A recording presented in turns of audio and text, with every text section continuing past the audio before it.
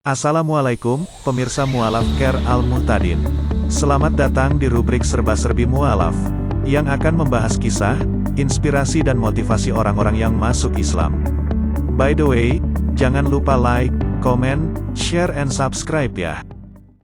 Caroline adalah salah seorang pekerja di sebuah bar di Swiss. Dia sangat menyukai pekerjaannya sebagai barkeeper atau pelayan bar. Sayangnya, pandemi COVID-19 membuat bar tempatnya bekerja harus tutup dan ia harus diam di rumah.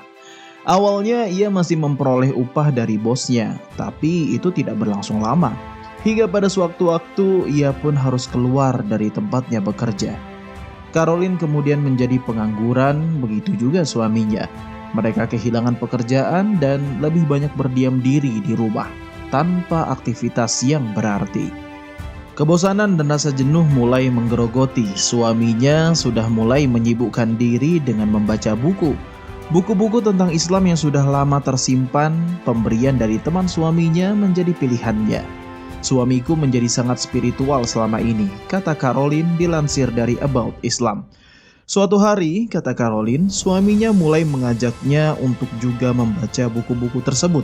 Namun, ia masih belum tertarik. Hanya saja, ia tidak ingin memperkeruh suasana yang sudah cukup buruk karena pandemi. Saya ingin menghindari pertengkaran dengan cara apapun, jadi saya membaca buku-buku ini juga, ungkapnya. Sejak banyak membaca, kepercayaannya atas kehadiran Tuhan menjadi semakin menarik. Padahal sebelumnya, Caroline mengaku dirinya bukanlah sosok yang religius. Tapi suaminya berhasil mengubahnya dan percaya akan keberadaan Tuhan. Suaminya mulai banyak berbicara soal Islam, termasuk mengenai segala sesuatu yang terjadi di dunia ini. Suaminya juga mengatakan Tuhan mengetahui segala perbuatan umatnya setiap saat. Semakin dia memberitahu saya tentang pemikirannya tentang Tuhan, semakin saya merasa bahwa dia mengatakan sesuatu yang benar, ujar Caroline. Tak lama kemudian suami Caroline memutuskan untuk memeluk Islam lebih dulu dan mulai mengamalkannya dalam kehidupan sehari-hari. Saya terkejut, ya dia telah berbicara tentang Tuhan dan Islam selama berminggu-minggu, tetapi saya masih tidak benar-benar berpikir bahwa dia akan masuk Islam, ucapnya. Caroline mengakui tidak selalu mudah menjadi seorang muslim di masyarakat Swiss, apalagi bagi perempuan muslim, di mana mereka harus memakai kerudung. Tapi suami Caroline sangat bertekad. Saya tahu dia serius karena dia bukan tipe orang yang melakukan sesuatu tanpa keyakinan, jelas Caroline. Caroline tidak langsung mengikuti jejak suaminya untuk masuk Islam, namun melihat perubahan pada suaminya yang lebih tenang dan memiliki semangat baru, Caroline tertarik. Awalnya dia ragu-ragu karena sangat khawatir tentang konsekuensi menjadi muslim. Dia tidak suka melakukan sesuatu dengan setengah hati.